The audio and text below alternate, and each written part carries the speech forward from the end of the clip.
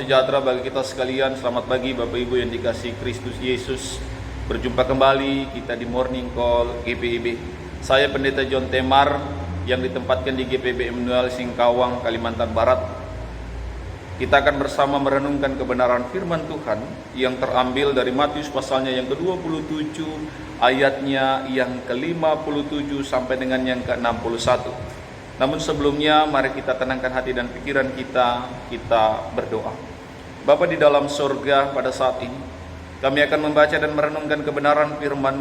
Urapilah kami dengan Roh-Mu yang kudus, agar kami boleh memahami, mengerti akan firman, dan firman-Mu juga boleh menuntun segala langkah juang hidup kami. Khususnya di pagi hari ini, khususnya di Sabtu ini Bapa, dalam satu hari ini Allah menguasai kami dengan firman yang menuntun, bahkan mencerahkan kami. Terpujilah Yesus Kristus, firman yang hidup. Amin. Bapak Ibu kekasih Kristus, saya mengajak Bapak Ibu sekalian di rumah maupun yang berada di mana saja untuk boleh membuka firman Tuhan Alkitab, yaitu Matius pasalnya yang ke-27, ayatnya yang ke-57 sampai dengan yang ke-61.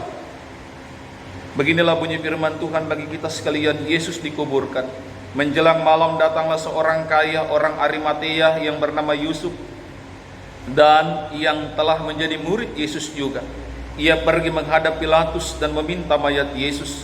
Pilatus memerintahkan untuk menyerahkannya kepadanya, dan Yusuf pun mengambil mayat itu, mengapaninya dengan kain lenan yang putih bersih, lalu membaringkannya di dalam kuburnya yang baru, yang digalinya di dalam bukit batu. Dan sesudah menggulingkan sebuah batu besar ke pintu kubur itu, pergilah ia. Tetapi Maria Magdalena dan Maria yang lain tinggal di situ, duduk di depan kubur itu. Bapak Ibu kekasih-kekasih Kristus, pada peristiwa pemakaman atau penguburan selalu akan diusahakan atau dikerjakan untuk diperlakukan hal yang sangat baik. Semuanya bertujuan untuk memberikan penghormatan kepada seseorang yang telah meninggal. Pemakaman atau penguburan bukanlah sekedar kita membawa jenazah ke kubur, tetapi sebagai pengakuan bahwa setiap orang yang berakhir di tempat yang sama, yaitu kubur, tidak saja diliputi dalam duka cita, tetapi sekaligus juga diwarnai dengan satu pengharapan bahwa seseorang meninggal tidak hanya sampai di situ saja, tetapi ada kehidupan kedua, ada kehidupan di mana seseorang juga mengharapkan kehidupan yang kekal. Bagaimana status dengan yang namanya makam atau kubur? Makam atau kubur hanyalah satu tempat, wadah yang menjadi persinggahan khususnya bagi orang-orang beriman, di mana seseorang harus tetap meyakini di dalam Kristus Yesus, di dalam Tuhan, ia akan mengalami yang namanya kebangkitan hidup. Bapak Ibu kekasih-kekasih Kristus, kita melihat dalam pembacaan kita ketika disampaikan menjelang malam datanglah seorang kaya, orang Arimatea yang bernama Yusuf, dan yang telah menjadi murid Yesus juga. Bapak Ibu, disampaikan bahwa Yusuf dari Arimatea adalah seorang kaya. Kemungkinan besar dia juga adalah seorang imam, dan sekaligus dia juga percaya kepada Yesus dan mengikut Yesus. Namun ada hal yang menarik, kalau Yusuf dari Arimatea ini tidak berani tampil di muka umum karena dia juga mungkin saja takut kepada orang-orang Yahudi pada saat itu. Bapak Ibu kekasih-kekasih Kristus, mari kita perhatikan sebelumnya bahwa menurut hukum Yahudi, mayat seorang penjahat tidak boleh bergantung atau tergantung sepanjang malam, melainkan harus dikuburkan pada hari itu juga. Mayatnya jangan dibiarkan, tidak boleh dibiarkan semalam-malaman pada tiang itu, tetapi haruslah katanya dikuburkan, menguburkan dia pada hari itu juga. Bapak Ibu, kita bisa bandingkan dalam Ulangan pasal 21 ayatnya yang ke-22 sampai dengan yang ke-23. Hal ini menjadi lebih mengikat seperti dalam kasus Yesus ketika hari berikutnya adalah hari Sabat. Menurut hukum Romawi, pihak keluarga si penjahat biasanya seperti itu Bapak Ibu, tidak boleh mengambil mayatnya untuk dikuburkan. Tetapi bila tidak diambil, mayat itu dibiarkan sampai membusuk, bahkan sampai anjing-anjing liar datang untuk memakannya. Bapak Ibu, kembali lagi ketika seorang yang bernama Yusuf dari Arimatia ini, dia memberanikan diri. Dia berada dalam posisi untuk mengklaim mayat Yesus. Kenapa demikian? Sebab mereka semua orang Galilea. Artinya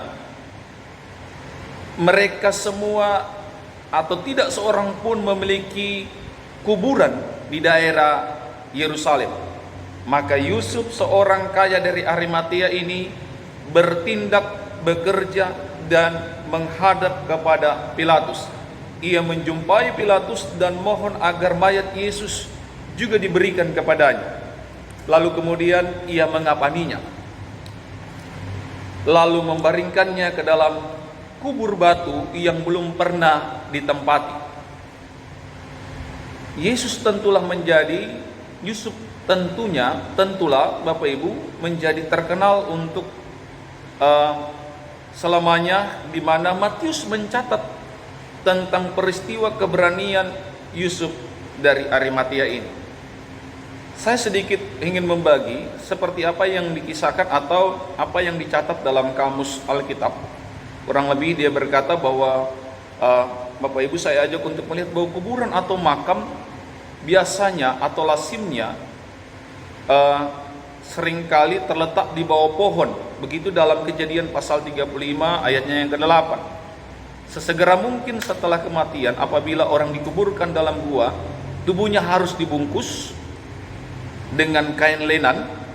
Kita bisa bandingkan dalam Markus pasal 16 ayat yang pertama. Maka setelah penguburan, tempat itu akan diuruk dengan batu.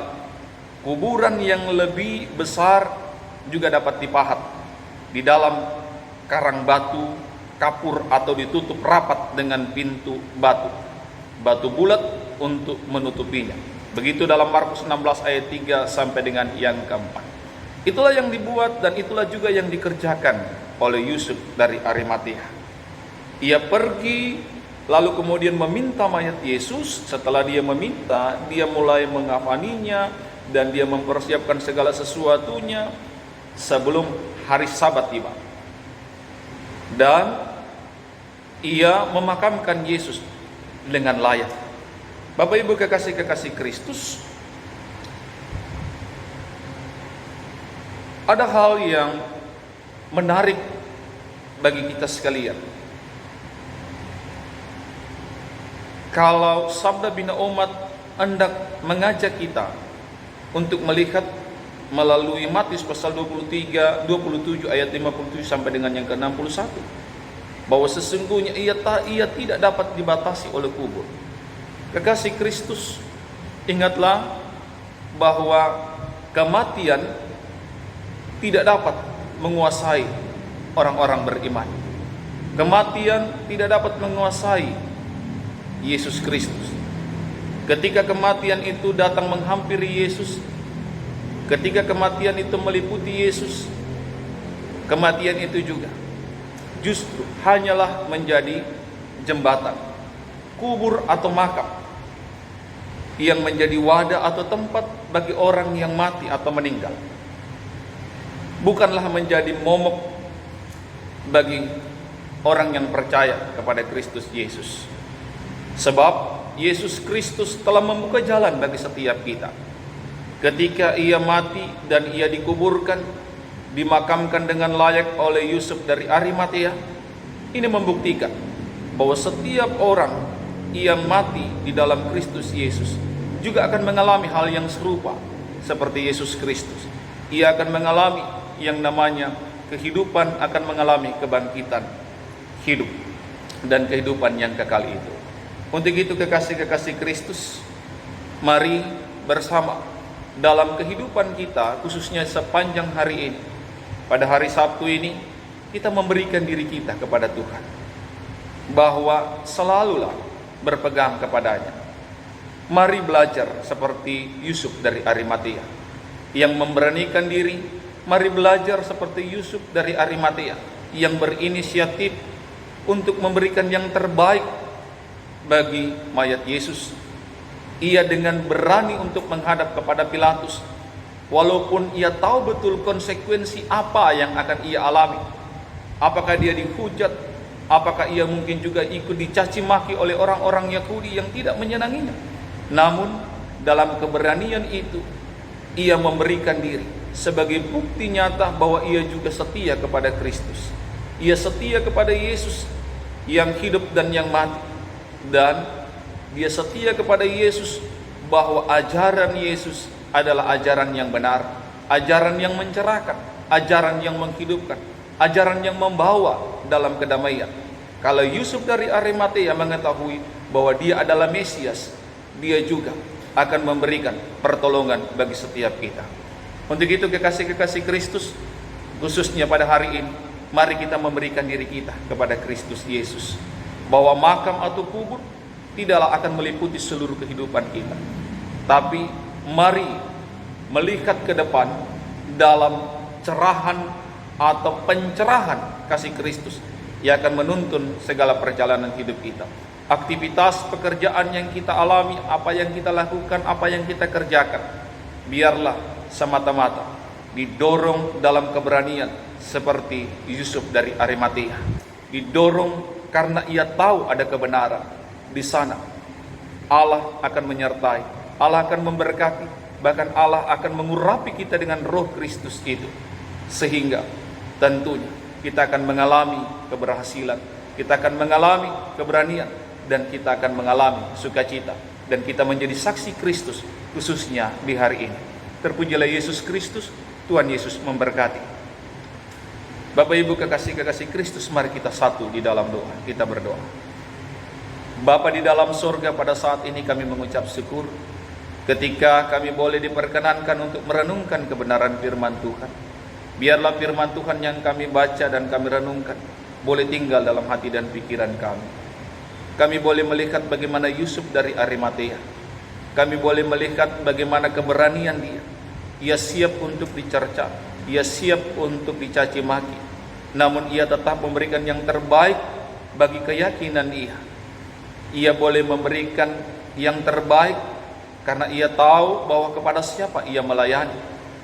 Kalau dulu ia bersembunyi, tetapi kini ia boleh memberanikan diri menghadap kepada Pilatus untuk meminta mayat Yesus agar dapat dimakamkan dengan layak.